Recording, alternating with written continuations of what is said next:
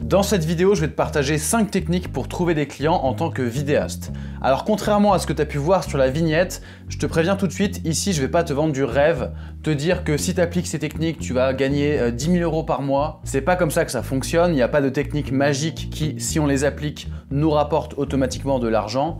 Je laisse ça aux vendeurs de rêve. Ça va vraiment dépendre de toi, et donc si tu es motivé et que tu t'investis pour démarcher des clients, il y a de fortes chances que non seulement tu en trouves, mais même que tu puisses vivre de la vidéo. C'est parti pour les 5 techniques. Tu verras, la dernière est un peu particulière. Ça va peut-être même te dégoûter un petit peu ou te rappeler des mauvais souvenirs, mais tu verras, ça marche. Première technique, c'est d'adopter le mindset vidéaste cool plutôt que le mindset vidéaste vendeur. Dis-toi que quand tu cherches des clients, lors de chacune de tes interactions, tu as avant tout affaire à un humain.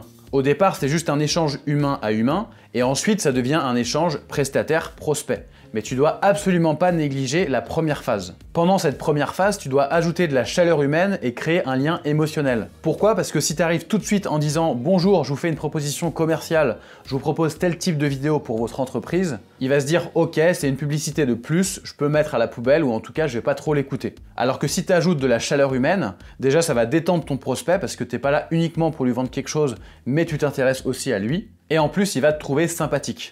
Donc dans une projection de collaboration potentielle, c'est toujours plus sympa, justement, de travailler avec des gens qu'on trouve sympathiques plutôt que des chieurs, faut le dire. Alors ok Théo, mais comment j'ajoute de la chaleur humaine? Je lui fais un câlin, je crache du feu? Non, évidemment, sois pas bête. Faisons les choses subtilement. Par exemple, tu peux parler de ton rapport à son produit. Si c'est un restaurant, tu peux lui dire « Ah tiens, j'aime bien tel plat dans votre menu, je l'ai mangé plusieurs fois, j'adore ça pour telle raison. » L'idée ici, c'est pas de mentir et de raconter des bobards, mais de dire quelque chose de sincère, éventuellement en l'enrobant un peu, mais il faut que si la personne engage ensuite la conversation, on puisse développer derrière. On peut aussi donner une anecdote personnelle. Par exemple, si vous adressez à une agence de voyage, vous pouvez dire « Moi, quand j'étais petit, de toute façon, je partais tout le temps en vacances au même endroit, donc j'ai jamais eu besoin de passer par une agence de voyage, mais du coup, je suis curieux de savoir comment ça fonctionne et tout. » Et ensuite, ça engage la conversation. Et ensuite, une fois que tu as ajouté de la chaleur humaine, tu peux switcher sur ta proposition et tu verras que même toi, tu te sentiras beaucoup plus détendu. Deuxième technique, c'est de te créer un réseau physique. On parle souvent d'internet, des réseaux sociaux, mais il faut vraiment pas négliger le réseau physique et c'est pour ça que j'en parle en premier. J'ai fait l'erreur quand j'ai commencé de travailler que de chez moi, en voyant personne. Je me disais ça va suffire, de toute façon mes clients je les trouverai via les réseaux sociaux. Grosse erreur parce que premièrement ça joue vraiment sur le moral de croiser personne de la semaine. On est quand même des êtres sociaux et même pour des gens solitaires et casaniers comme moi, c'est hyper important d'avoir des interactions sociales à certains moments de notre semaine. C'est pour ça que l'option à prioriser selon moi, c'est de s'inscrire ou en tout cas de se rendre dans un coworking. Vous en avez plein, il y en a certains où on peut juste s'inscrire à l'heure, à la demi-journée, à la journée, d'autres où il va falloir prendre un abonnement. Ça va dépendre aussi de où vous habitez, il n'y en a pas partout, mais moi je vous conseille de choisir un coworking qui organise des événements pour mettre en lien les coworkers. Parce que le problème des grandes chaînes de coworking, c'est qu'on arrive en tant que freelance, il y a des grandes entreprises qui ont réservé certains espaces, et nous on se retrouve dans l'open space à travailler tout seul dans notre coin sans parler à personne. Moi j'ai trouvé un coworking qui organise pas mal d'événements entre midi et 2 entre autres, où les personnes viennent présenter un projet, on peut y assister pendant qu'on mange, on peut soi-même présenter un projet aussi et discuter avec les gens. Il y a vraiment beaucoup d'efforts qui sont faits pour que même les freelances discutent entre eux. Et ça c'est génial parce que finalement on a l'impression d'avoir presque des collègues alors que moi j'y vais une fois par semaine, des fois 2 fois par semaine. Ça n'empêche pas de travailler chez soi le reste du temps, mais en tout cas c'est un super apport. Déjà pour le bien-être mental, pour l'équilibre, et en plus pour trouver des clients. Moi personnellement, j'ai déjà trouvé plusieurs clients dans mon coworking. Par contre, n'y va pas pour ça en arrivant dans une logique de démarchage. Non, tu arrives, tu rencontres des gens, et puis s'ils ont besoin d'un vidéaste, ils feront appel à toi parce que, encore une fois, ils t'ont trouvé sympathique. Maintenant, je sais, si tu habites dans les gorges du Larzac, ça va être compliqué de trouver un coworking. C'est pour ça qu'il y a la technique numéro 3.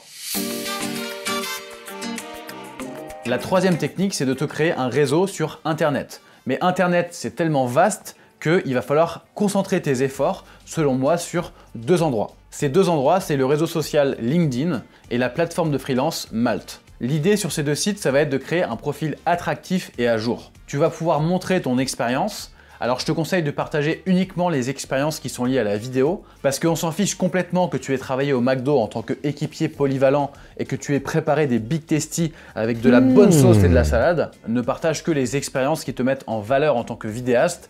Et au début, si t'as pas beaucoup d'expérience, n'hésite pas à broder, à mettre les trucs que tu as fait en tant que stagiaire ou les projets perso. On s'en fiche tant que c'est lié à la vidéo et que ça peut te mettre en valeur. Tu vas pouvoir montrer ta compétence en mettant en ligne tes 2-3 meilleures vidéos, on va dire. Pas plus, pas besoin d'aller mettre 10-15 vidéos, de toute façon les gens ne les regarderont pas. Et enfin, tu vas pouvoir montrer que tu es actif. Donc sur LinkedIn, je te conseille de faire un post à chaque fois que tu termines le montage d'une nouvelle vidéo, à condition que tu en sois fier évidemment. Et sur Malte, tu peux ajouter une nouvelle ligne d'expérience et éventuellement poster la vidéo si tu en es fier. Et c'est le moment de parler du sponsor de cette vidéo, c'est magnifiquement bien placé. Le sponsor, c'est Malte. Non, je plaisante. Il n'y a pas de sponsor. Enfin, en vrai, j'ai envie de te parler de mon programme d'accompagnement qui s'appelle Vidéaste à plein temps. C'est mon programme d'accompagnement individuel que j'ai lancé en décembre dernier pour aider les vidéastes à vivre à 100% de la vidéo. Et justement, parmi les élèves, il y a Jessica qui a trouvé des clients via LinkedIn et via Malte. Avec ce qu'on a mis en place ensemble, elle a été démarchée spontanément sur les deux plateformes. Donc ça prouve bien que si on a un bon profil, on peut trouver des clients dessus.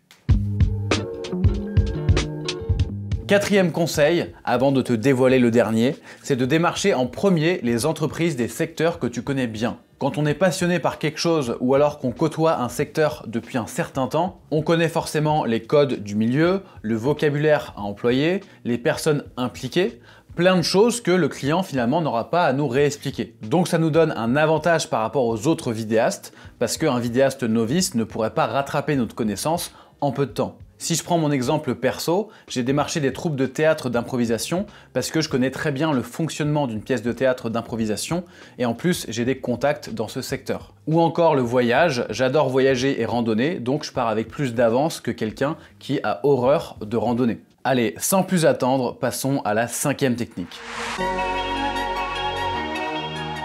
La cinquième technique, c'est la technique du pangolin.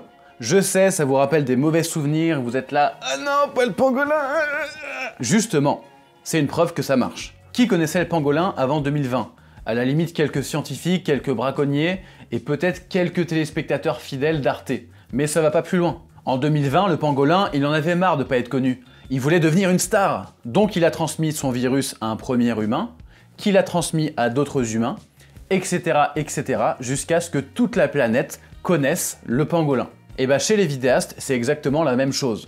L'idée, ça va être de diffuser à une première personne l'information comme quoi on est vidéaste, et ensuite cette personne va diffuser à son tour à d'autres personnes l'info, etc., etc., à condition que ça a été bien fait, bien évidemment. Et ensuite, toutes ces personnes qui ont reçu l'info comme quoi vous êtes vidéaste, et bah elles penseront à vous le jour où elles auront besoin d'une vidéo. Parce que c'est toujours plus simple de passer par quelqu'un qu'on connaît, que ce soit directement ou via du bouche à oreille, plutôt que d'aller poster une annonce, de lancer une campagne de recrutement ou je ne sais quoi. Hop hop hop hop hop, ça va pas du tout, là j'en ai dit beaucoup trop. La technique du pangolin, c'est une technique qui est réservée à mon programme vidéaste à plein temps. Et si mes élèves découvrent que je l'ai dévoilé sur YouTube, là c'est sûr, ils vont me tuer. Donc si tu as envie de savoir comment mettre en place concrètement cette technique pour trouver des clients sans même démarcher et d'une manière générale, si tu as envie d'être accompagné pendant 6 mois pour te lancer et vivre à 100% de la vidéo, tu as juste à cliquer sur le premier lien qui est en description pour postuler.